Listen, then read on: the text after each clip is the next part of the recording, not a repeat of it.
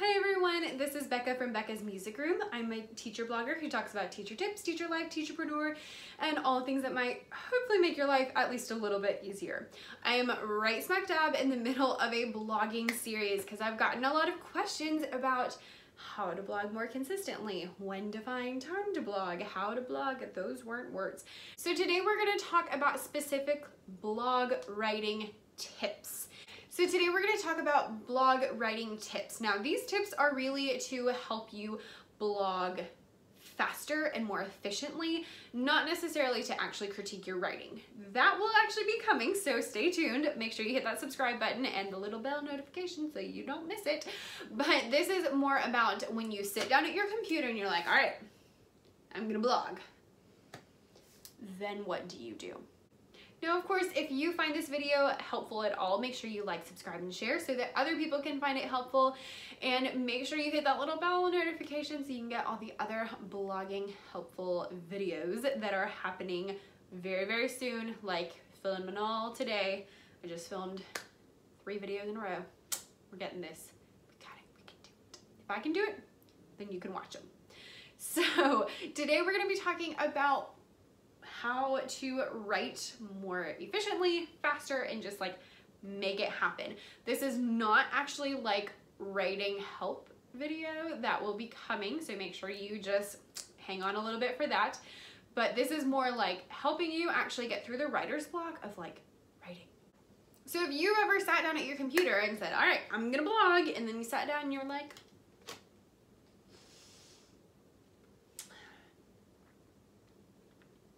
then this video is for you. All right, so I'm gonna get right into it. Tip number 1 for writing your blog post more efficiently, faster, better, all that kind of stuff is have a set day for writing.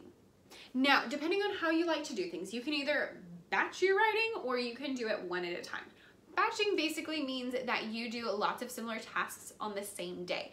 So maybe you pick the first Saturday of the month and you sit down and you write 4 blog posts or 5 blog posts or however many you need for that month or that quarter or whatever you're doing. If that is you, awesome. That's actually how I'm doing my YouTube videos at the moment. All of my, they call them talking head videos, where I'm just sitting and chit-chatting with you.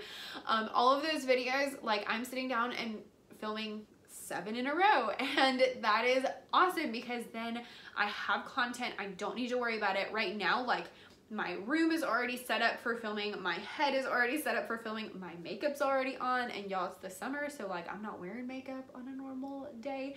So all those things are helping me vlog or make videos more efficiently. You can do the same with blogging. Once you get into like the writing headspace, it's easier to keep going than to try to get back into it. Every time you have to stop a task and start a task, it messes you up. So that would be the definition of if you want to chunk your tasks or batch your tasks like that. I prefer to do my blogs just one at a time. So I know on Monday morning at 6 to 6:30, like an appointment, I'm gonna write my blog post. And that's just what I do every week. And that has helped me be really efficient in getting it done. Before I woke up early, I used to do it in the afternoon, but I still did it like on Monday afternoon. I would sit down and write my blog post. I always made sure I was consistent with the day. That way there's no question about what to do.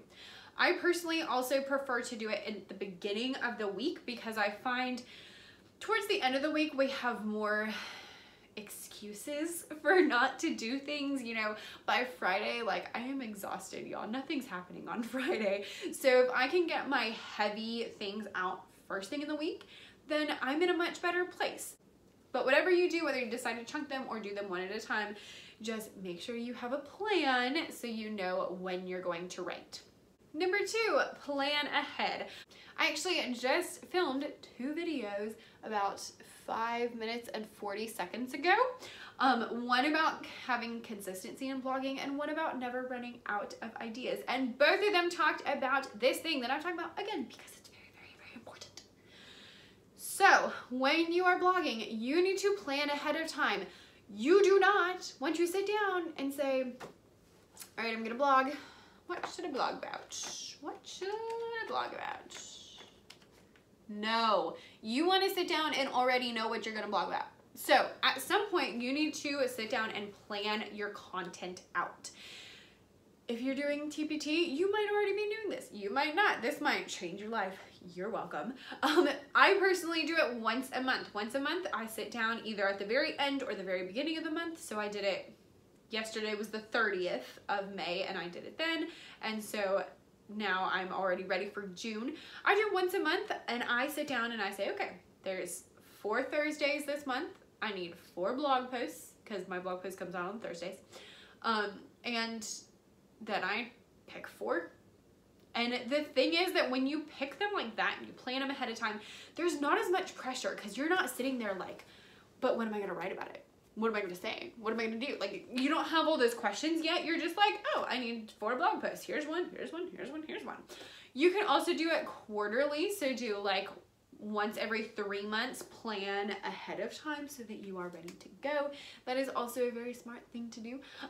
However you decide to do it, just make sure that you are not sitting down trying to decide what to write on the same day you are trying to write it.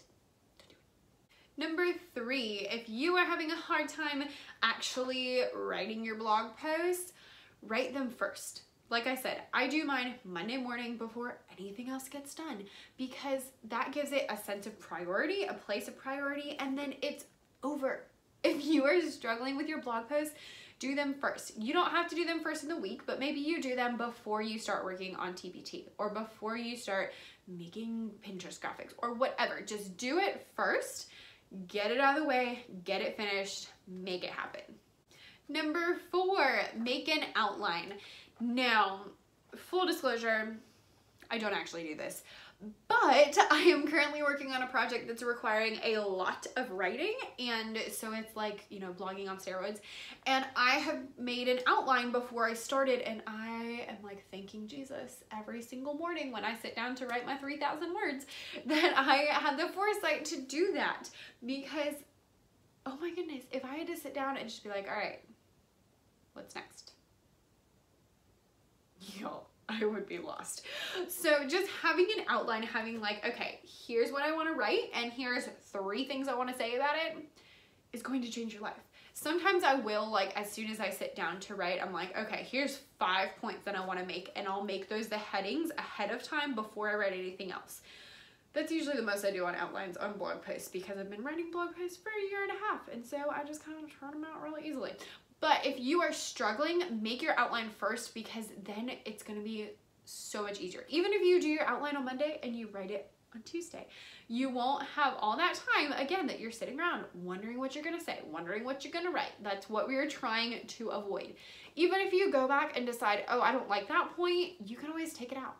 That's okay. You can do that. It's all right. Just make an outline so that it will help you write efficiently and quickly. And number 5, eliminate all excuses and all distractions. I read recently on somebody's Instagram post, I don't remember who it was, maybe it was Rachel Hollis, I don't know. But whoever said this, they said that people don't care about your efforts, they care about your results.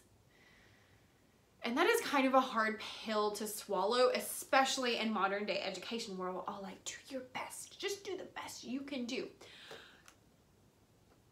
People need results. You need results. If you're gonna get somewhere in your business, you don't want to just put forth your best effort. You want to get results.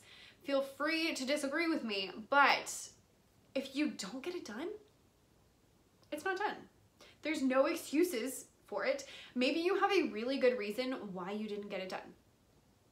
It's still not done. So, I'm just gonna leave it at that. Now, sometimes I have skipped a blog post because I had bronchitis this year. I didn't even know it was bronchitis until way later. Or something like that where I was like, I just can't do it because I needed all the sleep that I could get and I had no brain functioning power. But the bottom line was that I still just didn't write my blog posts. It doesn't matter what the reason was, doesn't matter what the excuse was. I didn't get the result that I wanted. No, it's okay. I mean, like, my business isn't gonna blow up. No one's gonna come after me or be mad at me or anything like that. But when it boils down to it, you don't need to make excuses. You need results. The other half of that is the distractions. You don't need distractions. Don't put the TV on when you're trying to write your blog post. If you really get distracted by your phone and you're just picking them up all the time, put it in a different room or put it on airplane mode or just do something, but don't get distracted. I know if you're a mom and you've got little kids, then that can be really, really difficult. Maybe not even possible, but do your best. Even if that means that maybe you, heaven forbid, sit them down in front of the TV so that you can work for half an hour without anyone bugging you, like, that's okay. So whatever you need to do to eliminate distractions, that might be putting your dog in a different room, that might be turning your phone off, it's probably going to be turning your phone off, just whatever you can do to eliminate the distractions so that you can focus, do it. When I'm writing, I like to have like my water there, coffee there, my phone there, and I actually do it on purpose because if my phone is away from me, then I'm like, oh, did my husband call me? Did someone text me? Do I need to check something? But if it's next to me, then I'm like, okay, like life is good. No one's trying to break into the house, you know, nothing bad is happening. And I have my water and my coffee, so I have no reason to get up to go get more water. I just eliminate all those distractions that are maybe not a big deal, but still make it harder. Now I want to know what helps you get your blog posts out more efficiently and more consistently and better. If you have an idea I did not discuss, please leave it down below and make sure you hit that subscribe button because I have another video that I'm about to film in about 12 seconds after this one that talks about actual specifically like how to improve your writing skills to make your blog posts better. If you found this interesting, make sure you like, subscribe, and share to help other teacherpreneurs, teacher-paid teacher people do really well with their blogging as well. And have a wonderful, wonderful week.